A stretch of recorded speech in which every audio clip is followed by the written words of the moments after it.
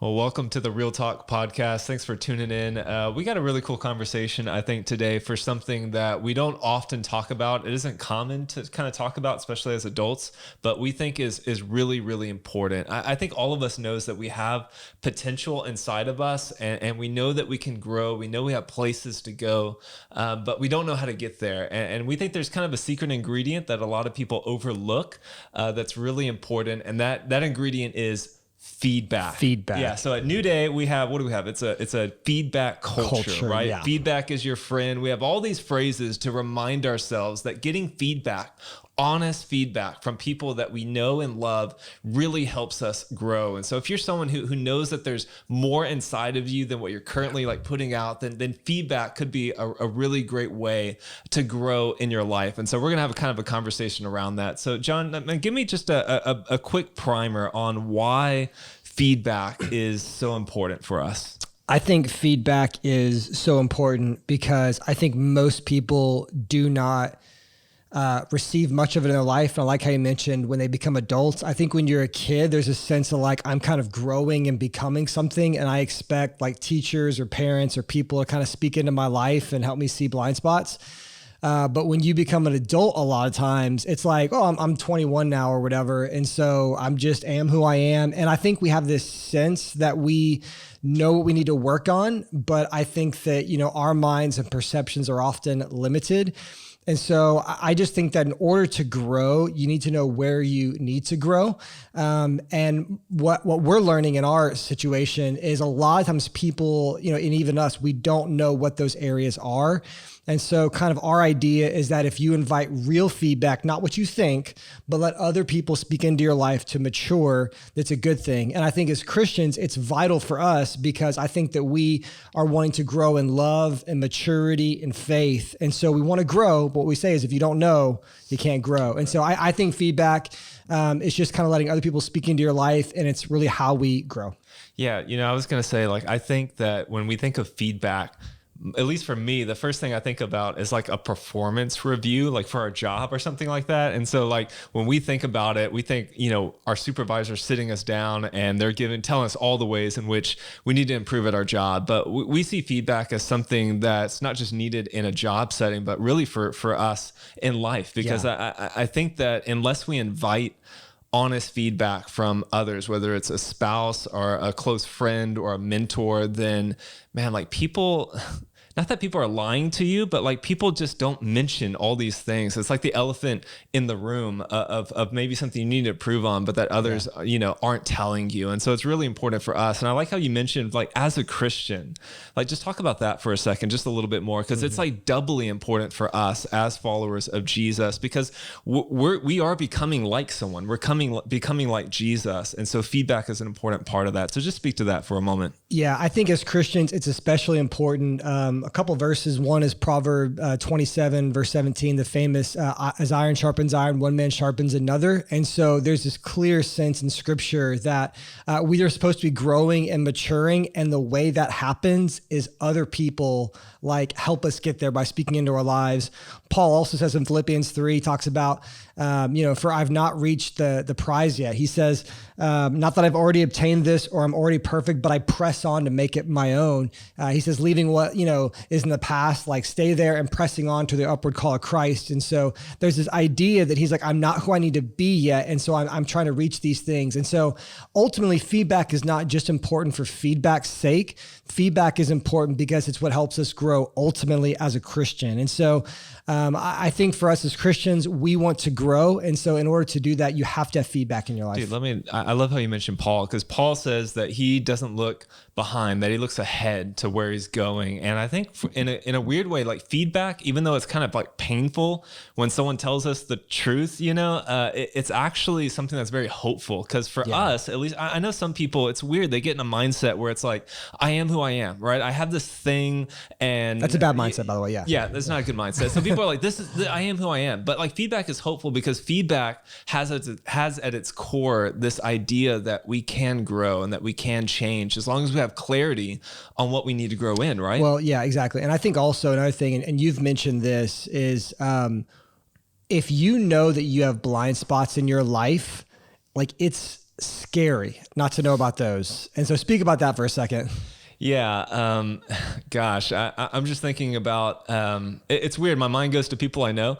Don't worry. It's not you, whoever you're watching, but my mind goes to people I know of like things that you're aware of like in their life that just seem to continually hold them back, but like they just seem totally oblivious to it. And it's scary to think it's not just them. And if you see something in them, that you know there's something in you as well. And so like it's really important for us because we do have blind spots. And I think that's why scripture talks so much about community, like build each other up, edify one another, encourage each other, exhort each other, rebuke each other. All these verbs that we need to do as Christians are calling us to become who we need to be in Christ. Yeah. And, I think one of the things we've said before is it's kind of scary when you think about it, that like there is something about you that you either need to grow in or mature in that everybody around you knows except you. Okay. Like all of us right now, that should terrify you. So as tough as it can be to hear like constructive feedback on your life, or, hey, this is how you can grow, this is how you can mature, right?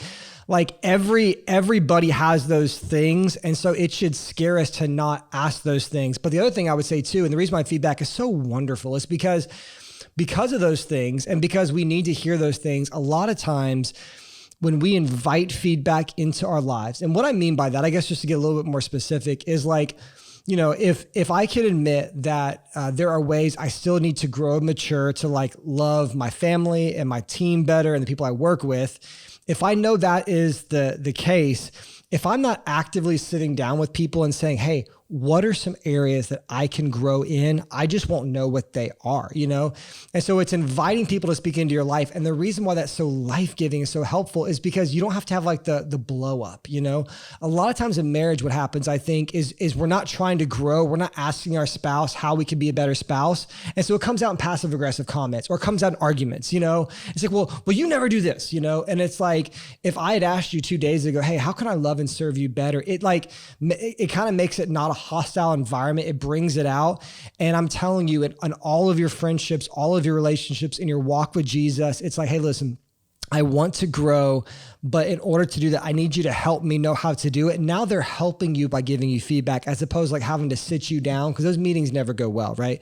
So I think for a Christian, we just want to know it. I think it diffuses the situation. And if we all admit that we have areas to grow, then we should always be doing this. So let's talk about that a little bit, because like if it's something that's so good, I think we know deep down it's good to get truth and clarity from the people around us. Like, why don't you think we invite that more often? And let me just hop in. I think number one, it's just like, obviously, like no one likes to hear painful truths, right? No one likes to hear the painful truths. And I love how you mentioned, like, even in marriage, you hear those comments like, you always or you never, and usually that those things are coming out in really dark places. But if you're actually sitting down and you're inviting it, and you're both in a really good place, that it's something that's really humbling, but also really helpful. But just speak to that a little bit. Why don't we like feedback?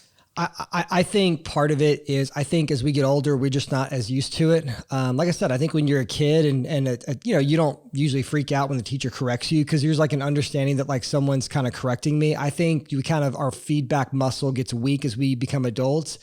And probably what that means is we get prideful. And so we kind of think that we're better. I've always heard that pride and insecurity go hand in hand. And man, the more you search your life out, the more true that is, right?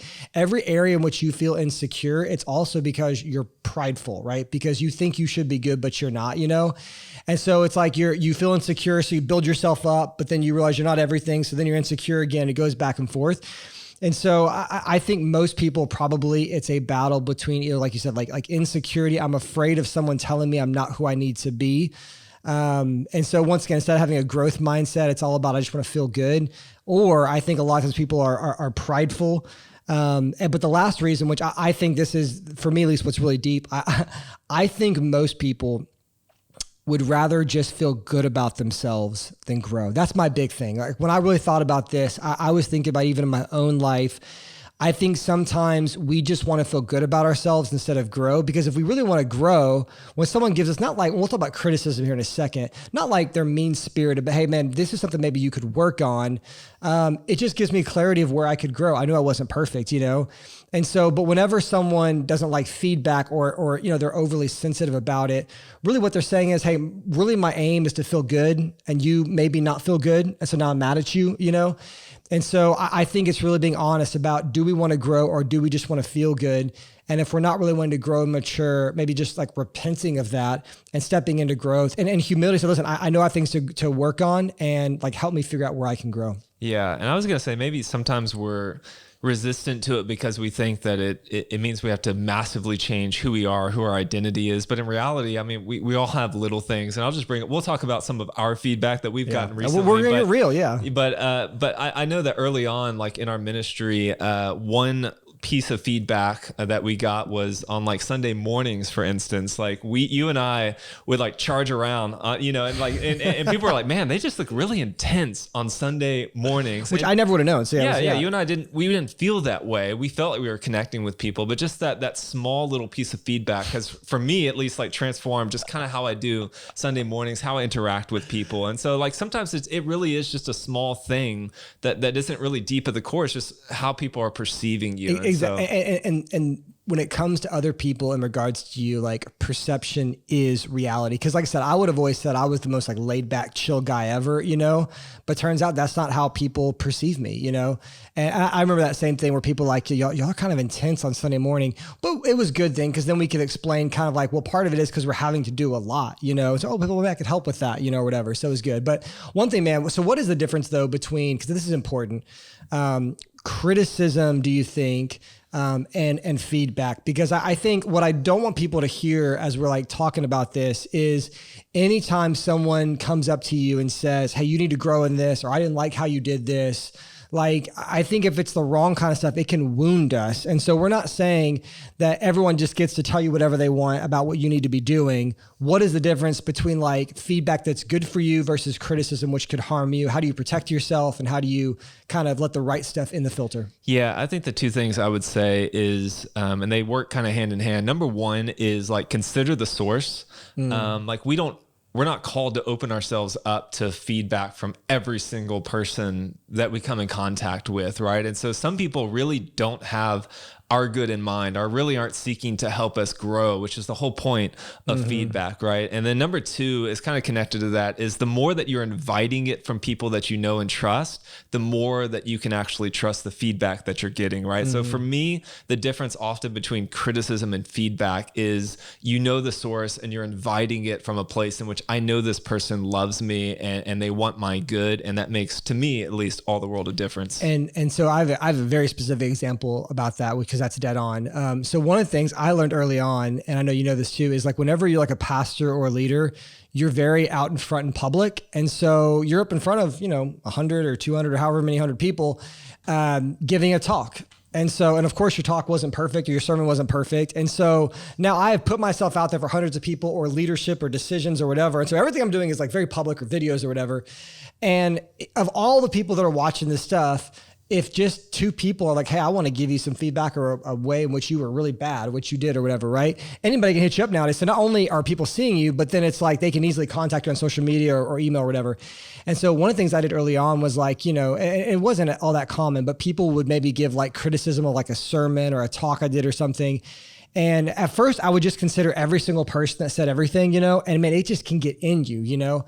And for me, the big one was I learned to really just listen to the people who are also willing to encourage me. And so if like the only time I hear from you is when you don't like something, I don't listen to you. And so like, if you're listening to this and like someone just always nags on you, listen, if they've never encouraged you or never built you up, that just means that they're only looking for the negative in you. Because if you're in Christ, Christ is doing good things in your life. Yeah. And if they're not seeing those good things, that means they're not looking for them. And so a lot of times what happens is they're just either a hurting person or they just don't like the kind of style that you have and whatever you're doing. And they're trying to tear you down, not build you up. And so the main thing for me, and I've told people this before, I was like, man, I would be much more likely to hear your feedback if you would also encourage me, which I know when we talk about reviews, we're always big on like, even when we give feedback, we also give encouragement. Yeah. So it's like the airbag, so when it hits you, it didn't hurt as bad. And so that's the big thing. And when you can find someone that can encourage you, but also give you feedback, man, it's a wonderful place to be. So I think the main thing is like, if someone is mainly just critical of you all the time, I think you have a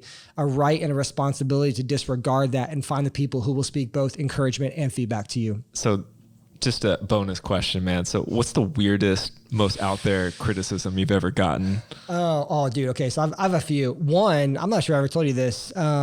This one time, this is a great example of this too, by the way, and I'll give you another reason for it. But I got this email once, maybe 4 years ago. I preached a sermon, and this guy emailed me who I'd never met before. He emailed me and said, "Hey man," like he gave me a general encouragement. "Hey man, I really enjoyed the church, and it was cool to hear your sermon." He was like, "But I think you got some stuff wrong, And he listed this 10 paragraph email of all these things that he thought I got wrong. But the problem was that whenever you preach a sermon, I don't preach every aspect of doctrine in every sermon, because every sermon would be 10 hours, So I was talking about a specific thing, and he was like, "Well, you missed this part of like the faith." And I'm like, "Yeah, but I talk about that often." And so he had just randomly come in, and like, it's like, and so that's also when someone does, so like the problem was he didn't even know me and was criticizing me. So I'm like, "Oh man, like you're here to bring discouragement, And so for me, the weirdest thing, because I've had a lot of weird things, but maybe the weirdest ones that kind of, I guess, concern me the most are people that don't really know me or don't have a real relationship with me or trying to speak into my life. Because man, if you're going to do that and you don't even know me yet, wait until you get to know me, But what about you, man? What have you had like a moment where you're just like, "Oh my gosh, I can't believe this is happening"? I the most specific one I can think of, it's weird how like it's also preaching as well. I guess preaching just invites a lot of feedback because you're in front of a lot of people. But I think for me, I preached one time, and a guy had visited, I guess, who had like been to the church before, used to be like more involved, and like. I honestly, I didn't even, I was just seeing how he was doing. And like, he just randomly brought up the fact where he's like, that was an okay sermon. I've heard better, and I'm like, my favorite, if it's the one I'm thinking of, didn't you respond like, what'd you say back to him? What was your humble response? I said, "I'm not preaching for you. I'm preaching for God." But which is true. Yeah. That was the right response. I think with people that are humble and looking for help, you got to be tender. Sometimes you got to be tough. So that's so good. So let's talk a little bit about, because it's a high risk, I think, to be open, inviting feedback and stuff like that, because you run this risk of getting criticized from people who don't really have your good in mind. And so just speak a little bit to like what happens if we allow that risk to keep us maybe from pursuing feedback, right? So like we don't want to pursue that. So what happens? Well, one thing I will say, I think one of the reasons is like, I think if you feel like you haven't found the right way, maybe you haven't found the right people, and you got to keep looking for the right people.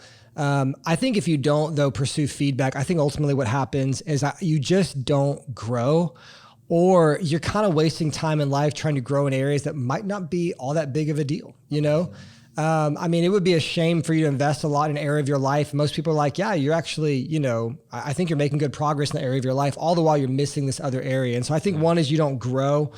I think other times what happens is I think you can become kind of cranky or arrogant, just kind of stuck in your ways. Because I think also you don't stay humble. And so I think feedback doesn't just help you grow, but I think it keeps you humble, which obviously helps you in your relationship with God, your relationship with other people, and just a growth mindset. A growth mindset is scientifically proven to help you grow and do better in life and make more money and do everything else, So I feel like it's just a good thing to do. But what do you think, man? What happens whenever you do not get feedback in life? Gosh. I guess the first thing I can think of is just that you become more and more maybe like self-delusional. I think it's interesting. Like we all know the people who, man, think they're on top of the world or think they're like really hot stuff, but everyone around them kind of sees this glaring thing. But it's weird that they don't see it, and the more they don't see it and the longer you don't see it, and we've talked a lot about this, like aging is a weird thing, and it does something in terms of like your humility and pride and different things like that. So I think over time that it reinforces in on itself, and it becomes increasingly difficult for you to receive any kind of feedback. So if you're not doing it now, no matter what age you are, then it's going to get harder and harder and harder as as you get older. And so let's get specific here, because we've been talking a little bit just in general. And I think we can apply this no matter who you are, whether you're in the workplace, corporate world, whether you're in ministry, whether you're just in Christian brotherhood or sisterhood. But let's get specific, because you and I recently kind of went through something like this. So give me an example of some specific feedback that you got. Let's get transparent. That's helped you grow. Yeah. So, I mean, because I think, one of the things that we did early on was we kind of realized, that if we were going to get, feedback in a weird way as a pastor, in some ways, everybody gives you feedback, and in some ways, nobody gives you feedback. And so it's like, in some ways, everyone feels like they could just speak on you, but at the same time, a lot of times other people feel like they shouldn't, So a lot of times the people that do speak into your life are like the wrong, just complainy kind of people. And so we just said, hey, look, let's get we really want to grow, because feedback's great. We grow, step into your potential, mature. I can love people better, serve God better. And so we actually instituted our own kind of New Day leadership assessment. And we did a thing where we did it with our values. And so our 3 values for leadership at New Day are character, competence, and collaboration. And under each one of those, we have a lot of different things. So, I mean, maybe 30 different things that we get rated 1 to 5 on. 1 being you're horrible at this and, need to repent deeply. And 5 is this might be a legit gift you have, right? And so we have that. But then here's where it gets good, man. At the end of it, we have basically a place where you can put anything you want. And so imagine you're reviewing me. You rate me on all those things, which is a standard kind of review. But then in the bottom, there's what we call 2 and 2, 2 improvement or 2 encouragements and 2 improvements, right? And so if you're reviewing me and giving me feedback, I love you, you're my brother, I know you have my good in mind. You can write 2 things to encourage me about what I'm doing well at and maybe what I'm gifted in, so I can know that, which is very encouraging. And then there's 2 things where you can write anything you want in those 2 things, right? And those are very telling, because it can be anything. So if I could think of a million things and I write those 2 things down, that means I think this probably a lot. And so I was reviewed by 4 other people. And so 4 other people got to actually fill in the blank on things I could improve in. And for me personally, just like I said, we're getting real on this. The thing that I became aware of and people said it in really different ways, but it was kind of a lack of discipline and organization in the things that I do. And so it was maybe you're not punctual to meetings, or maybe you're throwing out a plan, but we haven't thought it through, and then we work on it, but then we change it. And so we wasted time. And so it was just this lack of discipline and organization. And what's interesting about that, man, was it didn't shock me, because God had already been revealing this to me. We'd actually already been talking about it personally long before I got reviewed. But what's interesting is, even in my own mind, though I knew I needed to grow in discipline, and especially in this season to be the leader God's called me to be, it wasn't till I saw those real life stories and examples. Because we say, give me an example, right? Don't just write, you need to be better at this. Give me an example of when that showed. And what people were writing there were instances where my lack of discipline negatively affected them specifically. I was late getting to work because I was at this meeting and you weren't ready. I invested all this time, and then we changed the plan. And dude, it hit me so deep. And the encouragement was so good and built me up. I literally teared up 2 times reading the encouragement. It was so encouraging to me. But then when I read that, man, it was almost, it's your thought of what marriage or work is going to be like in your mind, and then what it's really like in reality. And so, man, for me, it was basically discipline. And I had people that I love and trust, because once I did an anonymous survey, and it was awful. Never do that, right? Because people just take shots at you that way, right?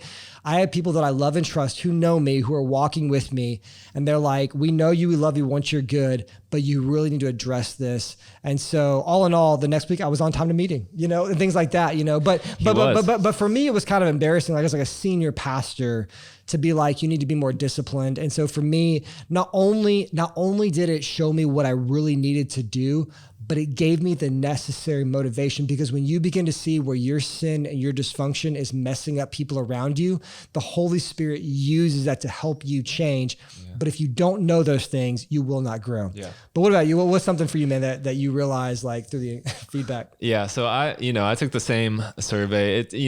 We wrote the assessment, right? And so we kind of thought it's important for us to go through it, because that's death by suicide. Yeah, exactly. And so I went through it, and for me, kind of a big, and again, it's not a huge shocker, but it is shocking to see it on a page, yes. And to have someone actually say that. So I know one for me was basically people were saying, and and more than one person were saying that like I generally tended toward the pessimistic and the negative, right? Because I'm a very organized kind of thinker. I'm an Enneagram 1, INTJ, and so for me, any change or any idea, I'm going to give you the 10 reasons that are going to be obstacles for that, or just and so people were saying just you have this very negative mindset, and it affects the mood of the room. It affects the trajectory of projects, and I'm going to call John. So John was one of the people who said that. Yeah. And so you've been doing great, by the way, man. You're on fire recently. So I really took that before the Lord. And so where were you when you were reading those reviews? Were you like in your office? Like, take us back to that moment. No, I was on a sabbatical. I was outside with a coffee under the shade. And like, did you print them out or you had it on your computer?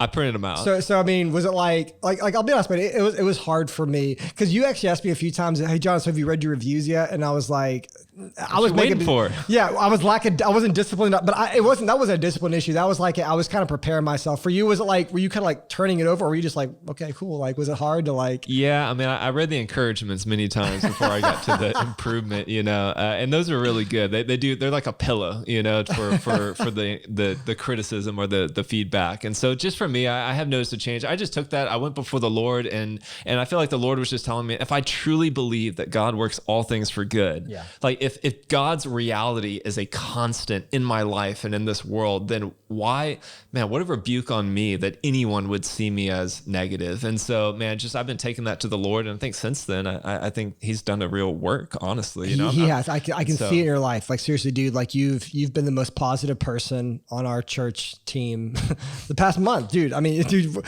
from most negative to most positive. Wow, it's like, but that's what I'm saying. Like like you wouldn't have known, and I just think it's hard for all of us to hear. I just think you need to hear it in love, like Paul says, Ephesians 4, truth and love. Yeah. So let's talk a little bit. So this is the part I'm excited about. Yeah. So people are hearing this. We've gotten real about, some kind of what it's done in our life. So kind of just speak to someone who maybe wants to move in that direction, but maybe they're kind of like struggling. Like, how do you grow in like pursuing feedback? So I think, and I want to say, man, because I think that this is real talk. And so I want to be careful, even in myself, to like, I know we kind of joke about like the pain or the negativity of it or whatever, but like, man, it really is good. And so I want to be clear, like, as we're telling people to do this, this is, man, when you start there, like, I know you talk about like the upward spiral or whatever, like to really get momentum in life and to go the right direction, man, like this is a really fun, exciting. I love these feedbacks. It's kind of hard, but it's like when your leg can be hurt because you broke it or because you got a good workout in and got that, like that good sore feeling, and that's what this is. It's like, it hurts so good, this is what feedback is. Right. And so I think as we step into this, we have to know the reason why we're doing it, like why we're asking people to speak into our lives and give us feedback on areas we can grow in. It's number one, because we're humble. Number two, because we want to be like Christ and we know we need other people to do that. Iron sharpens iron. And I think the key word, if I can give you one word for how to experience how wonderful it is to grow and to invite people to speak into your life, it is the word clarity. And we always say this at New Day, clarity brings prosperity. And so, the cool thing about this is it is so simple. And so like if somebody wants to really begin to grow and mature and to become everything God created them to be, all you have to do is find people in your life that you love and trust, people who love the Lord, people who love you, people who know you, well. So this can be your spouse, the people you work closest with at your job, people in your community group or church, or people that are family. And you just sit them down and you just say, hey, listen, I want to be a better servant of you. I want to serve God better. I want to be better at all the things I'm trying to do, but I need your help. And we always say 2 and 2. Give me 2 things that you see in me that are encouraging, that I'm doing well at, that maybe God has gifted me in, like, cause it'll encourage you. And then just literally write down for me 2 things I could grow in. And it's going to be this unique feeling. It's going to feel a little bit awkward, but it's going to feel so healthy. But the reality is if you do not get clear with people, if you don't have clarity, it will never happen, because people do not just want to sign, because most people aren't critics. And so they're not just going to randomly tell you things. So you have to be extremely clear and just say, hey, listen, I want to serve better. So give me 2 things. So example, like, and I'm saying, man, this would heal so many marriages. I don't know why we don't do this more. You ask your spouse, tell me 2 things I can do to be a better spouse for you. And now they don't got to like lose it on you or passively aggressively or withhold affection. So eventually you ask what's wrong, like, I mean, and like one thing my wife said for me is you're not the most thoughtful person. She's like, you'll get your job done. You treat me well, but like, there is something to randomly like getting me flowers or something. Just not, I don't care about the thing. It just shows me you're thinking about me even when you're not with me. And I never would have known that. So I think you have to get really clear with people and say, hey, look, I need you to clearly tell me. I think find 2 or 3 people, see the similarities between what they say, and give that to God and begin growing, and you'll become like James, like the most positive person in the world now. But what about you? Man, I want to speak on clarity. Just, man, that is so important because we've talked about this. Man, I actually did a lot of research for a sermon one time on just like how difficult it is to know whether or not you're growing as a Christian. Like when you think about, have you grown as a Christian over the past year, or even as a person? Have you grown as a person over the past year? If you're not sure, you're probably not. Yeah, if you're not sure, you probably have. So no matter who you are, like not knowing what matrix, like you're able to use. And so like now that we have this idea, I know that I struggled with this, a month ago. Now I can go back 6 months from now or a year from now and go back to the same people and be like, have you noticed an improvement of this? So now I have something tangible I can hold on to, and not just this ambiguous, like I'm growing as a Christian. And I feel a lot of people do struggle with that because I've had people tell me that just in general. And so that's really, really important. And so, yeah, I think it's important for us to invite feedback into our life. And the crazy thing is I've never, I guess besides you,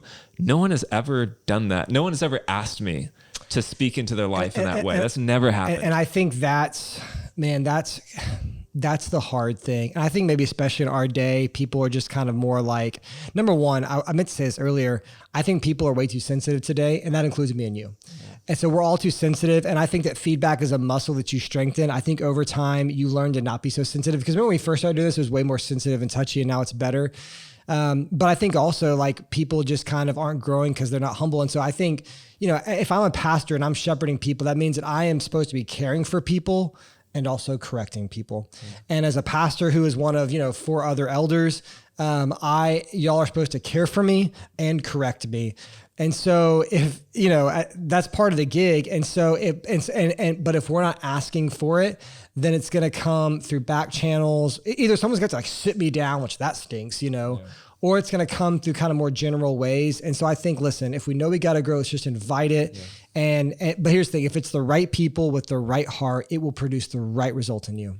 Good word. Any final thoughts just on the subject? I just want to plead with whoever's listening right now to do this. That's my final word. Like, I think just plead, like if you were married, like this is like, you don't like, you can pray about like ways to make your marriage better, but I can tell you one right now without praying about it, is to ask your spouse, how can I serve you better? Right? If you were to ask your closest friends, how can I be a better friend to you? It would improve every relationship you have, your family members. I just want to plead to do this and to like, let that kind of pain hit you a little bit and let it produce good results in your life. And so I just want to plead with somebody to do it. That's a good word. Well, here you go. Feedback culture. Man, we encourage you to go out and do that this week. Find a friend, find your spouse, and just ask that one simple question that could really change everything. So thank you guys for watching this week, and we hope to see you next time.